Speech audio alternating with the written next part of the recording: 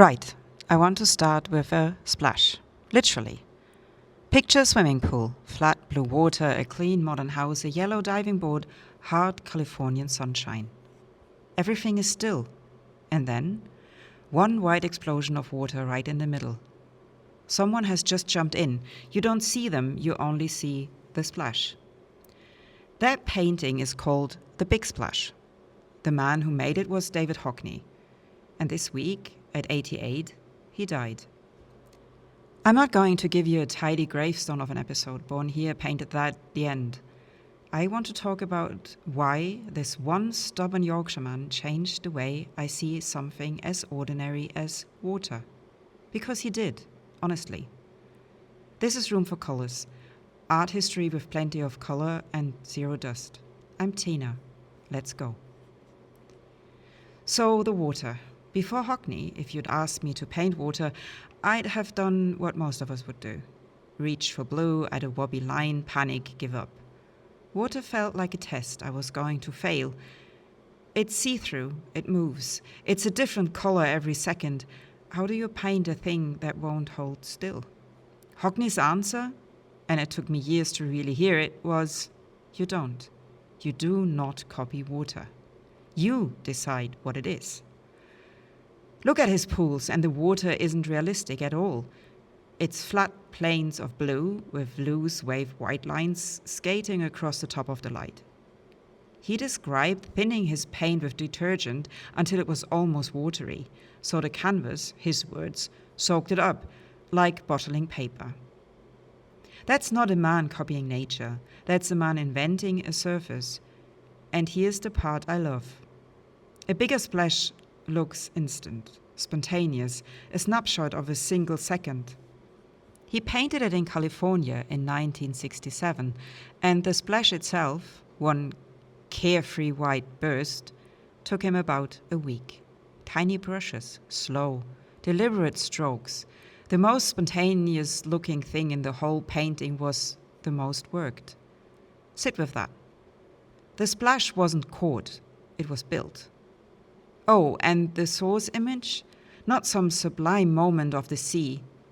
He lifted it from the cover of a manual about how to build swimming pools. The most copied picture of leisure in modern art started life as a how-to guide. I found that genuinely funny and genuinely freeing.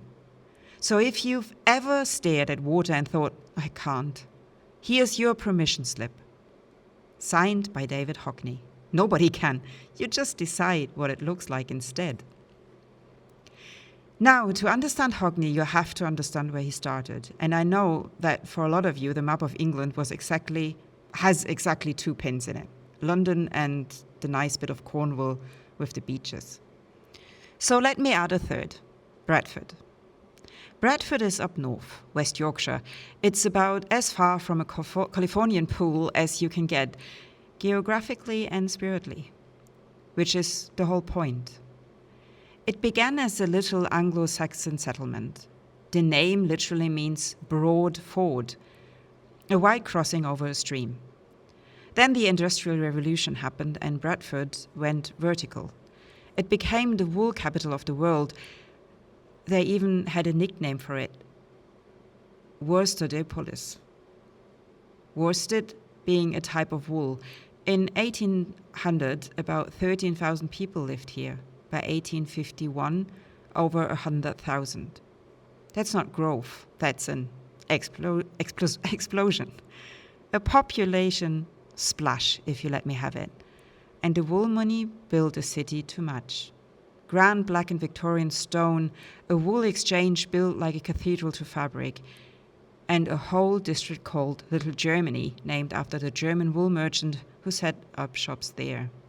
People came from all over the world to work the mills, and they kept coming, which is why Bradford today is one of the youngest, most diverse cities in Britain, and I'm reliably told does a properly good curry. I drove through Bradford last summer and was seriously impressed by its diversity. But anyway, just outside town there is Saltaire, a model village a mill owner built for his workers, around a mill that was the most modern in Europe when it opened in 1853. It's now a UNESCO World Heritage Site and, full circle, it holds one of the biggest collections of Hockney's work in the world. A wool town kept the boy who left. Because that's the thing. This was a working town. Hockney was born there in 1937, one of 5 children, working class, trained at the local art school. No silver spoon, no artistic dynasty, no genius bloodline. When he finished his national service, he registered as a peacekeeper, wouldn't fight, and worked in hospitals instead. A stubborn Yorkshire kid with a sketchbook. And that kid grew up to paint the sunniest, bluest, most relaxed pictures of the 20th century. The grey wool city produced the great painter of light. I think you have to know the grey to really feel the blue. But here's what I actually want you to take from Hockney, more than any single painting. He never decided he was done. He won a gold medal of the Royal College of Art, became a star of the British pop art, then cleared off to Los Angeles in 1964 for the light, the freedom, and, frankly, the swimming pools.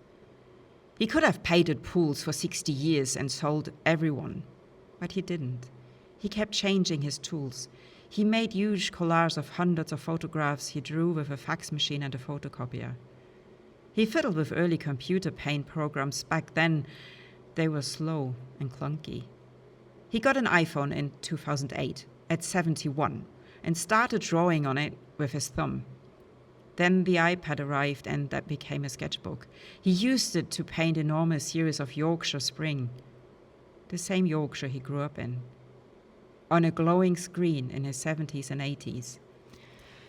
There's one line of his that changed my thinking as well. People would sniff that an iPad isn't real art, and he'd basically shrug and say, tools don't make pictures, people do. Read that again if you are the sort who thinks you need the right brushes, the right paper, the proper kit before you're allowed to begin. The man painted masterpieces and then painted more of them on a tablet with his finger. The tool was never the point. He was never, ever precious about it. Round glasses, loud clothes, a hat to shade his eyes, and a cigarette he flatly refused to give up, no matter who told him to. He made joy his life's work, and he had a thoroughly good time doing it. So here's where I land. We are sold this story about artists, that they are born, not made, that genius arrives fully formed, that you either have it or you are wasting everyone's time. David Hockney is the cheerful, chain-smoking, blue-painting answer to all of that. A working-class kid from a wool town in Yorkshire who decided water could be any color he'd like, who built his most spontaneous moment with tiny brushes over a week, and who was still learning new tools when some people have long since decided that they are too old to start anything. Art is made, not born. Hockney just happened to make it with a diving board. So this week, in his honor, go and paint some water. Get it wrong, use the wrong blue, put a wavy line where the light should be and call it finished. Don't copy it, decide what it is. That's the whole job. He would have told you the same. I'm Tina, and this has been Room for Colors, and I'll see you in the next one, paint-stained, unbothered, and gloriously unfinished.